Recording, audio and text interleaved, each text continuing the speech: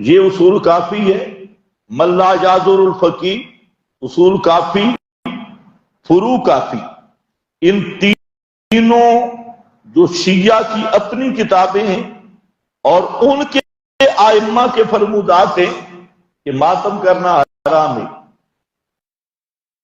تو پہلے تجھے طے کرنا پڑے گا کہ امام کہتا ہے ماتم حرام ہے، قرآن کہتا ہے ماتم جائز ہے،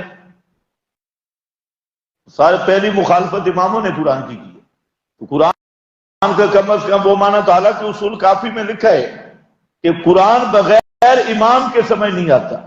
اصول کافی میں مستقل چیپٹر ہے کہ قرآن سمجھنے کے لیے امام ضروری ہے، امام کے بغیر قرآن نہیں سمجھنا۔ اور اب یہاں امام سے خود آگے بڑھ گئے، اسی طریقہ سے سورہ ممتحنہ جہاں پر بیعت النساء کا ذکر ہے، اللہ یشرکن باللہ، وہاں لفظ دو آ رہے ہیں کہ معروف میں اطاعت کریں گی، منکر سے بچیں گی، تو جہاں پر شیعہ کے سب مفسرین نے، علامہ طوسی اور طبرسی، کاشانی، سب مفسرین نے لکھا، اہل تشیع نے، کہ اس سے مراد کیا ہے کہ معروف میں اطاعت کریں گی اور منکر سے بچیں گی، تو فرماتے ہیں ماتم نہیں کریں گی۔ یہ طبرسی، طوسی، سب نے ساتھ کے لیے معنی کیا۔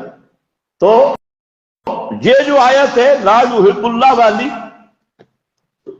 اس میں ماتم کیسے ثابت ہوگا، یہ بھی شیعہ کو داد دینی چاہیے۔ کوئی ترجمہ اٹھائیں اور آپ دیکھ لیں کہ لا یحب اللہ الجہر، اس میں سے دنیا کا کوئی شیعہ اگر مروجہ ماتم ثابت کر لے تو 1,00,000 روپیہ اس شیعہ کو انعام ملے گا اسی آیت سے۔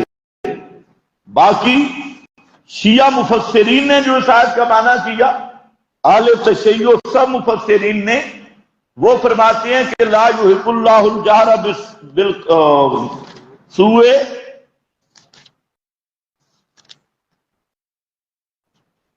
یہ پارے کے شروع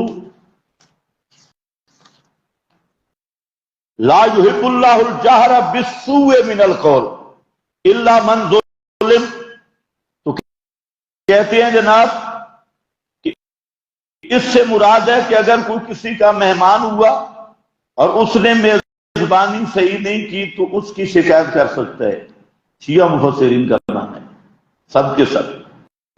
لیکن ہمارے نزدیک ذرا سنو، لا یحب اللہ الجہر بالسوء من القول الا من ظلم، نہیں پسند کرتا اللہ جہر بالسوء کو، یعنی کلمہ شرک کو، الا من ظلم، مگر جس پر ظلم کیا جائے۔ اس آیت کو سمجھنا ہے تو دوسری آیت ساتھ سمجھو، من اکرہ وقلبہ مطمئن بالایمان، اس آیت قرآن خود اپنی تفسیر کرتا ہے، یہاں جہر بالسوء من القول کا اصل مقصد یہ ہے کہ اللہ تعالیٰ شرک اور کفر کو پسند نہیں کرتا۔ ہاں ایک صورت ہے اور وہ یہ ہے کہ آدمی مجبور ہو جائے، مکرہ ہو جائے، دل مطمئن رہے ایمان کے ساتھ، تو وہاں دو درجے ہیں، ایک عزیمت ہے کہ شہادت کو قبول کر لے اور کفر بالقول نہ کرے، اور دوسرا درجہ رخصت کا ہے، اگر شہادت کو اختیار کرتا ہے تو یہ اعلیٰ درجے کا شہید ہے، اور اگر وہاں کلمہ کفر کہہ دیتا ہے جان بچانے کے لیے تو اس کے لا قرآن مقدس نے الا من اکرہ میں اجازت دے دی ہے۔ تو آیت کا اصل معنی اسی آیت کو ساتھ ملانے کے، اور ترجمہ بھی کرو تو اس کا ماتم کے ساتھ تعلق ہی نہیں، لا یحب اللہ الجہر بالسوء من القول الا من ظلم، نہیں پسند کرتا اللہ اونچا کرنا برائی کو، یعنی بات، مگر جس پر ظلم کیا گیا۔ تو ظلم کس پہ ہوا حضرت؟ شیعوں والا معنی کر رہا ہوں، چلو ماتم والا معنی کر رہا ہوں جو وہ کرتی۔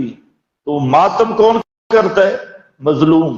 یہ شیعہ ظالم ہے یا مظلوم ہے؟ یہ تو ظالم ہے. یہاں ظلم ہے. ظالمان ہوتا، ظلم ہوتا پھر بات ہے. یہ بے ایمان تو ظالم ہے، یہ شہید کرنے. تو اگر ماتم والا معنی لے لیا جائے تو بھی مظلوم کو اجازت ہوگی، لیکن ماتم کرنا ہوگا کیا؟ برائی ہوگی.